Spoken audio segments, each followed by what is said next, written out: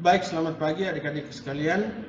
Selamat bertemu pada kesempatan ini di mata pelajaran pendidikan jasmani, olahraga dan kesehatan.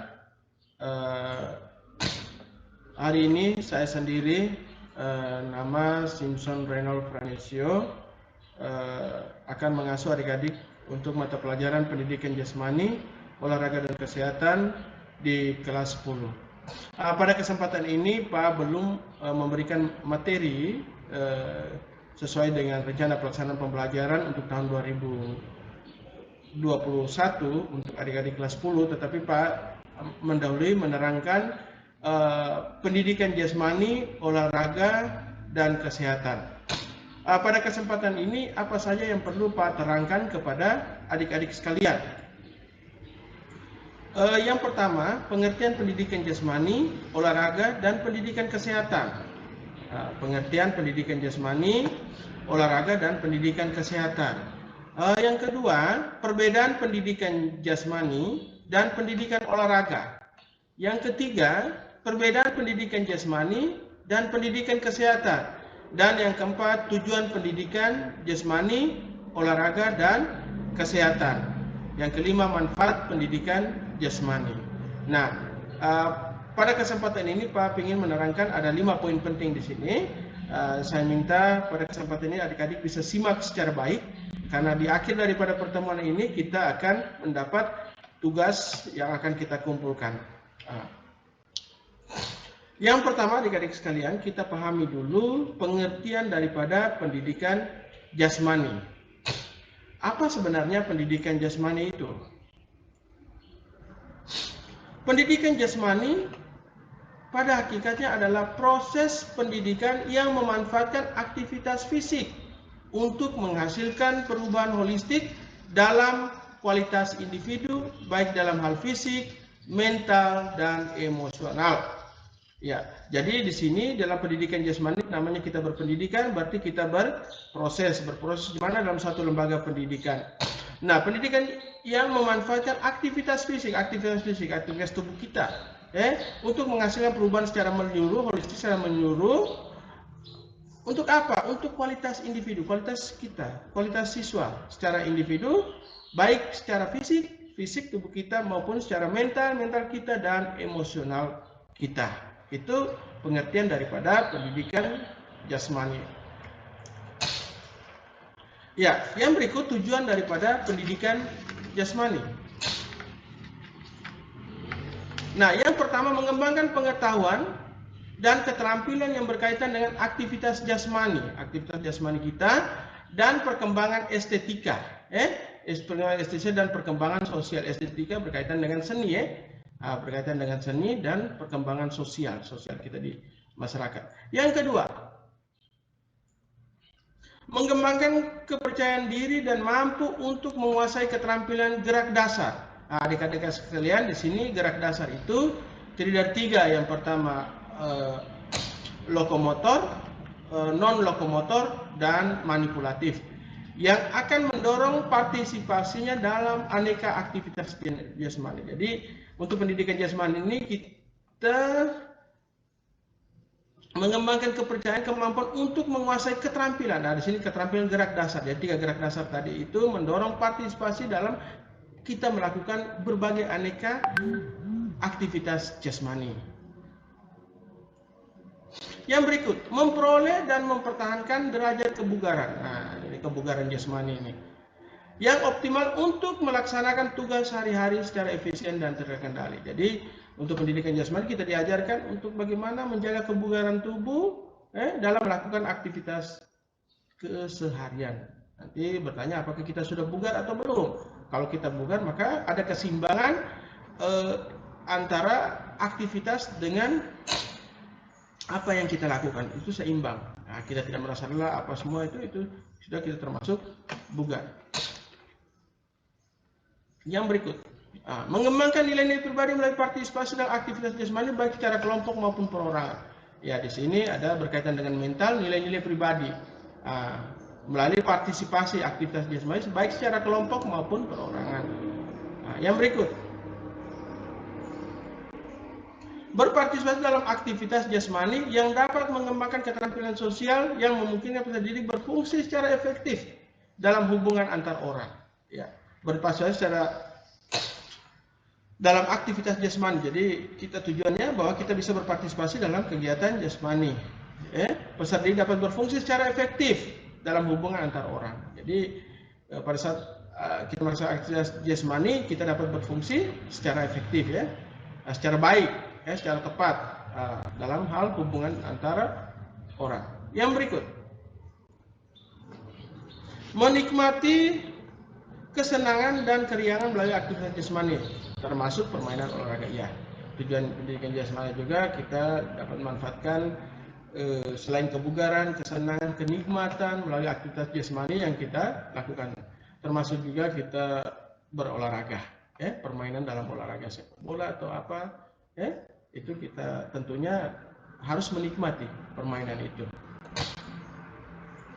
Yang berikut, pengertian pendidikan olahraga. Apa sebenarnya pendidikan olahraga itu? Pendidikan olahraga adalah pendidikan yang membina peserta didik agar menguasai cabang-cabang olahraga tertentu. Nah, di sini pendidikan olahraga lebih ditekankan pada pembinaan peserta didik, ya, pembinaan peserta didik untuk menguasai cabang-cabang olahraga. Jadi siswa didik itu diarahkan untuk menguasai cabang olahraga seperti atletik, sepak bola, karate, catur, kemudian ini silat. Jadi fokus pada cabang olahraga. Ini sebenarnya tujuannya untuk memperoleh hasil atau memperoleh prestasi. Jadi sini kita bisa lihat di sini. Ada pendapat lain tentang pendidikan olahraga, yaitu pengertian pendidikan olahraga suatu teknik bermain yang terorganisir dan bersifat kompetitif. Nah, di sini pendidik olahraga dia lebih menekankan pada sifat kompetitif. Kompetitif itu bersaing antara satu sama lain. Untuk apa? Untuk memperoleh prestasi. Prestasi berarti kita harus juara. Ya. Peserta didik diperkenalkan berbagai cabang olahraga agar mereka menguasai keterampilan berolahraga. Nah, semua cabang olahraga tadi diperkenalkan peserta didik, lalu dibina untuk bisa menguasai keterampilan berolahraga untuk memperoleh prestasi. Yang berikut, tujuan pendidikan olahraga itu sendiri. Tujuan dari pendidikan olahraga yaitu memperkenalkan, mengajarkan peserta didik pada berbagai cabang olahraga untuk memperoleh hasil. Hasil di sini prestasi atau juara. Jadi tujuannya itu pendidikan olahraga. Jadi kita mendidik mereka untuk menguasai cabang-cabang olahraga, memfokuskan mereka dari cabang olahraga yang mereka minati atau yang mereka pilih untuk memperoleh hasil atau pada prestasi.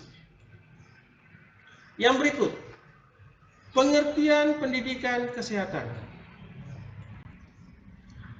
Adik-adik perhatikan di situ, pendidikan kesehatan merupakan proses belajar. Dalam hal ini berarti terjadi proses perkembangan atau perubahan ke arah yang lebih tahu dan lebih baik daripada individu. Pada kelompok masyarakat, dari tidak tahu tentang nilai-nilai kesehatan menjadi tahu, dari tidak mampu mengatasi sendiri masalah-masalah kesehatan menjadi mampu. Jadi untuk pengertian pendidikan kesehatan ini dimaksud ada proses belajar. Dalam hal ini proses perkembangan atau perubahan ke arah dari ketidaktahuan tentang bagaimana pola hidup sehat, bagaimana berlaku hidup sehat, dan nilai-nilai kesehatan yang sebelumnya tidak tahu menjadi tahu dan dapat, selain menjadi tahu dan dapat mengatasi secara mandiri atau secara sendiri-sendiri. Apa tujuan pendidikan kesehatan? Mari kita lihat di sini.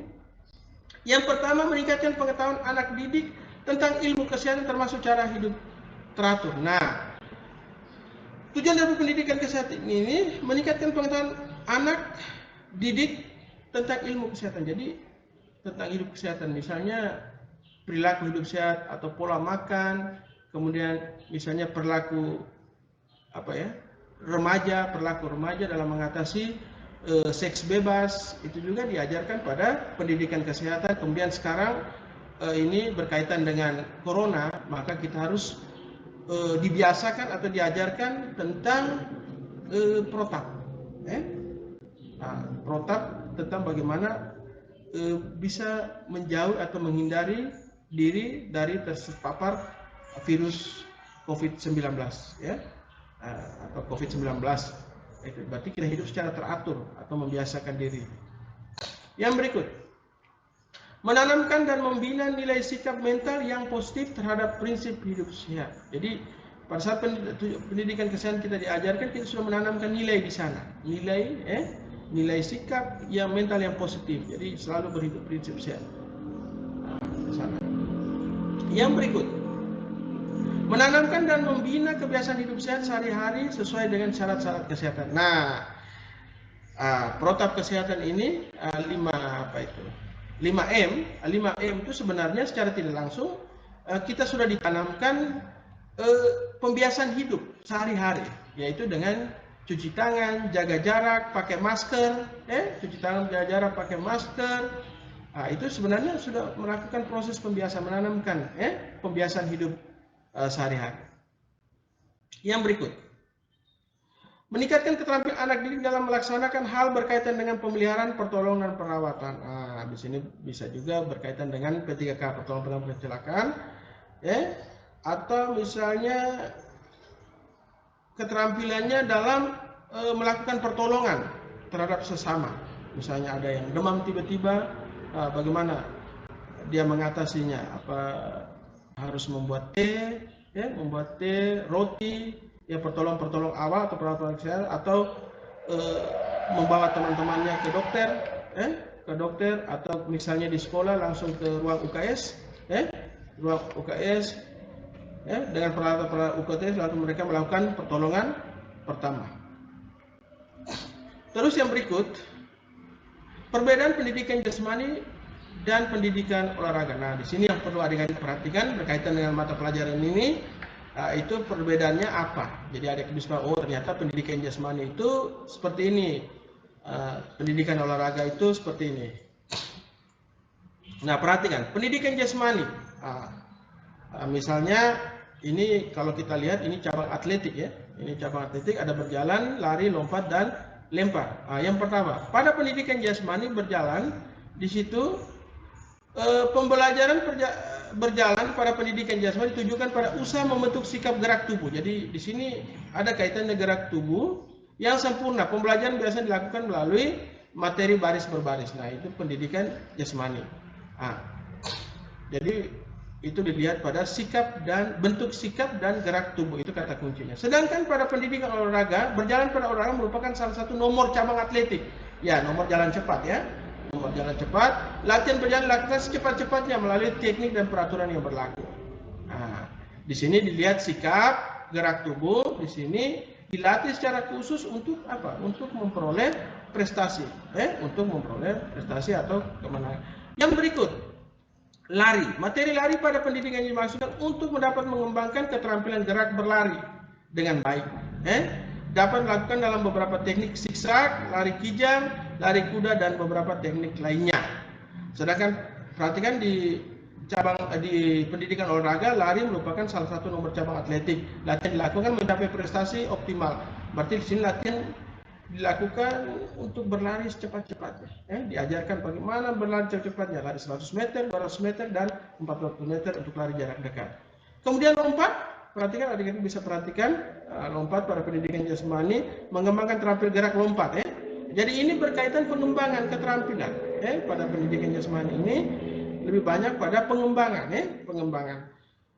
Sedangkan di sini pada pendidikan olahraga lebih banyak pada latihan lompat untuk memperoleh prestasi, sama dengan cabang lempar dan seterusnya. Itu perbedaan pendidikan olahraga. Jadi dengan kata lain bahwa pendidikan jasmani lebih pada pengembangan khususnya peserta didik dalam pengembangan gerak, baik lari, berjalan, lari, lompat, dan lempar. Sedangkan pendidikan olahraga itu berkaitan dengan